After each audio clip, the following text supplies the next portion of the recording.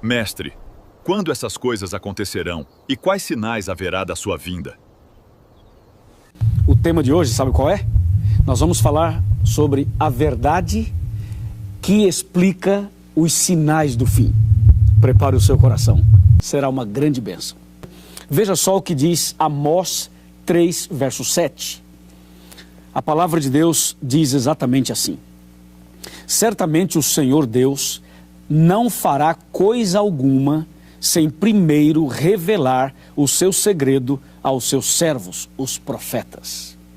Isso quer dizer que tudo que está acontecendo no mundo hoje, tudo que ainda irá acontecer, já estava previsto, já estava profetizado na palavra de Deus. Entende? Então, diante dessa afirmação, nós só podemos abrir a Bíblia em Mateus 24 para entender realmente o que Deus tem a revelar. Vamos abrir aqui comigo a Bíblia em Mateus capítulo 24, versículo 3. Diz assim: no Monte das Oliveiras achava-se Jesus assentado.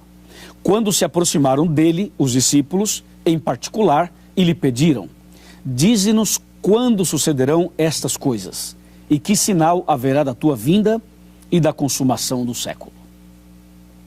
Que pergunta, hein?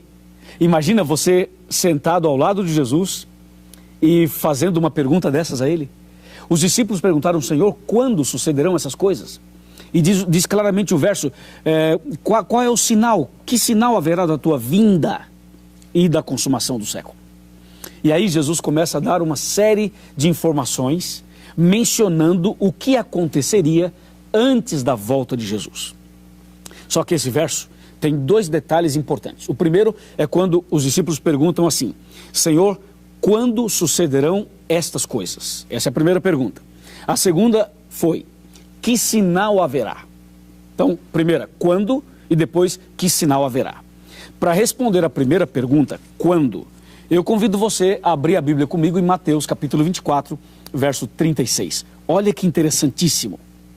Mas a respeito daquele dia e hora, ninguém sabe, nem os anjos dos céus, nem o Filho, senão o Pai.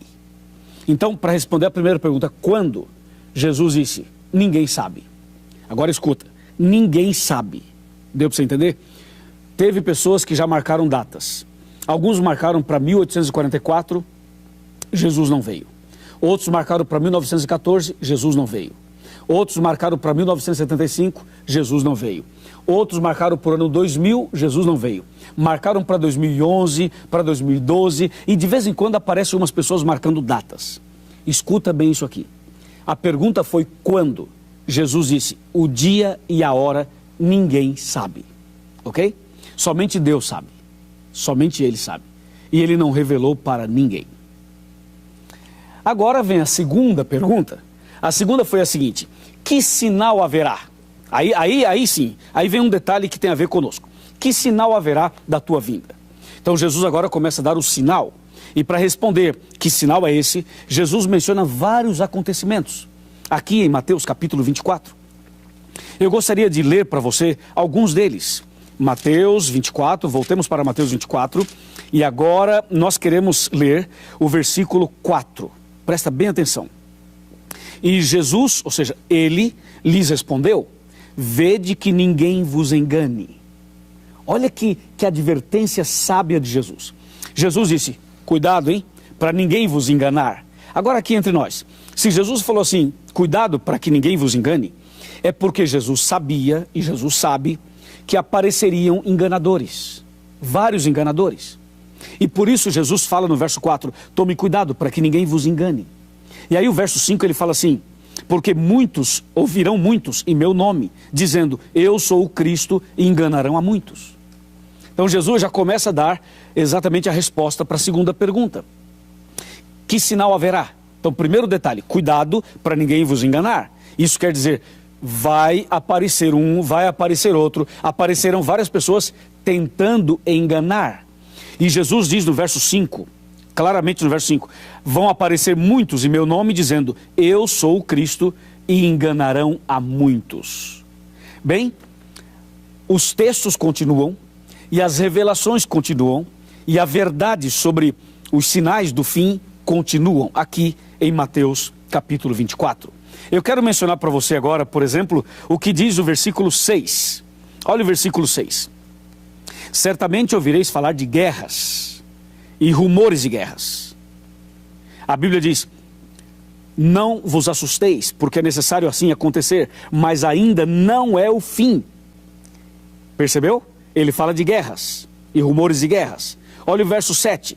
Porquanto se levantará nação contra nação, e reino contra reino, e haverá fomes e terremotos em vários lugares. Então agora ele fala de fomes e de terremotos. E o verso 8 diz: porém tudo isso, isto é o princípio das dores. E o verso 9 ele fala: vai aparecer tribulações, perseguições, ódio. E o capítulo 24 continua. Ou seja, hoje quando você olha no mundo físico, no mundo social e no mundo espiritual, você percebe claramente essas palavras, estas profecias, estas citações se cumprindo. Porque tudo isso faz parte do sinal que Jesus deixou, indicando a breve volta dele. Bom, o dia da volta de Jesus ninguém sabe, mas quando você vê guerras, rumores de guerras, terremotos, fome, quando você vê pessoas más, quando você vê corrupção, quando você vê inundações, quando você vê vulcões em erupção, quando você vê tsunamis, quando você vê todas estas tragédias acontecendo no mundo, significa que esse mundo não tem solução do ponto de vista humano. Que os homens, os políticos, os presidentes, os governadores, os prefeitos, estas pessoas, por mais bem intencionadas que sejam, elas não conseguem resolver os problemas do mundo. Porque esses problemas estão dizendo o seguinte: o mundo só tem um jeito, uma solução. E a única solução, o único jeito é a volta de Jesus. Jesus vai voltar para colocar um ponto final na maldade deste mundo, no pecado. Ele vai acabar com o mal, acabar com o pecado e vai estabelecer definitivamente um novo céu e uma nova terra. Louvado seja Deus, amém? Bom, a Bíblia, quando menciona os sinais do fim, a Bíblia também fala de outros detalhes, além desses que eu mencionei. Por exemplo, vamos abrir a Bíblia agora em Timóteo. Presta atenção, capítulo 3, verso 1. Sabe, porém, isto, que nos últimos dias sobrevirão tempos difíceis. Tempos difíceis?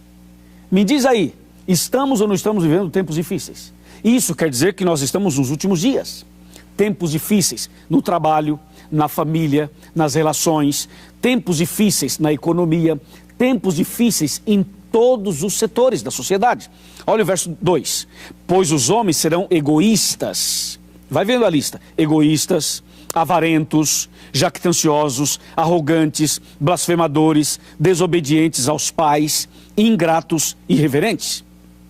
Verso 3. Desafeiçoados, implacáveis, caluniadores, sem domínio de si, cruéis, inimigos do bem. Olha o verso 4. Traidores, atrevidos, infatuados, mais amigos dos prazeres que amigos de Deus. Olha o verso 5.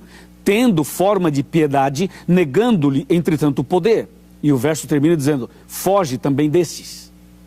Ou seja, todas essas coisas que eu li agora em Timóteo, aquelas que eu li em Mateus 24, estão dizendo algo para você, não estão? Ou seja, o que você olha hoje no cenário mundial, isso diz alguma coisa para você, não diz?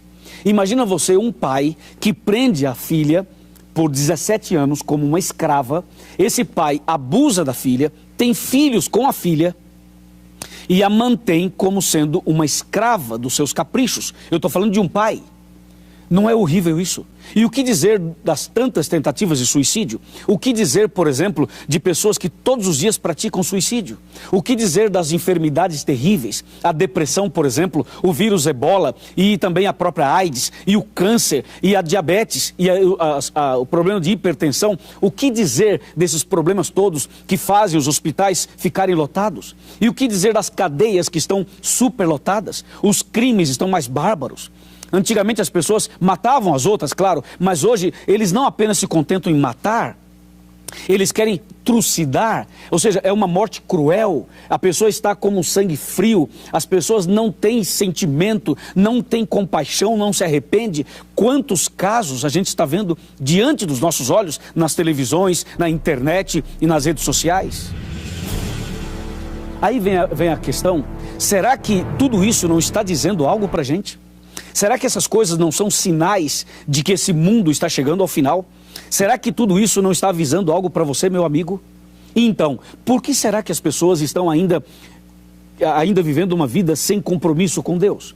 Por que será que as pessoas ainda continuam participando de situações e de programas que nada tem a ver com a salvação delas? Eu quero dar os parabéns para você, porque você está aqui com a Bíblia na mão, estudando comigo a palavra de Deus. Agora eu quero convidá-lo a sentar para aquela nossa conversa importante de coração para coração. Bem, já estou aqui na minha sala, sentado aqui. Na verdade, não é minha sala, é a nossa sala. Quando eu sento aqui, é como se eu estivesse sentado na sua casa, ou no seu grupo de estudos bíblicos, ou na sua igreja, ou em qualquer outro lugar onde tem alguma pessoa estudando a Bíblia. Bem, vem cá um pouquinho, vem cá. Vem cá, pode vir. Chega mais perto. Chega mais perto, meu amigo. Isso, nós somos amigos. Pode chegar mais perto. É o seguinte. Jesus está voltando. Os sinais são claros. Esse mundo mau está chegando ao fim. E está chegando um mundo novo. Um novo céu e uma nova terra. Isso alegra o meu coração. Isso também alegra o seu coração, não é verdade? Então, meu amigo, eu pergunto, se Jesus voltasse hoje, você estaria preparado? Se a volta de Jesus fosse agora, você estaria salvo ou perdido? Salva ou perdida? Bem, ainda há tempo. Só de você estar aqui estudando a Bíblia conosco, significa que Deus está dando a você mais uma chance. Nem tudo está perdido. Você pode hoje tomar a decisão e se preparar para a volta de Jesus. Você pode nascer de novo. Você deve nascer de novo. Então procure a Igreja Adventista do Sétimo Dia. Vá à nossa igreja e diga assim: eu assisti um estudo bíblico, um DVD sobre a verdade, e eu quero me preparar para a volta de Jesus. O pastor vai te receber, os nossos irmãos irão receber, os membros da igreja irão receber você, e você vai começar agora a ampliar seus conhecimentos, os seus estudos, e vai se preparar para a volta de Jesus. Porque os sinais estão aí diante dos nossos olhos. Você aceita esse convite? Aceita esse chamado de Jesus? Aceita começar hoje uma vida nova? Aceita se preparar para a volta de Jesus? E aí se você fala: pastor, eu aceito. Vamos ver, fala aí. Aceita ou não aceita? Quer se preparar para a volta de Jesus? Fala, meu amigo. Diz aí, aceita ou não aceita? É claro que você aceita. Então só quando você falou assim, eu aceito, sabe o que aconteceu?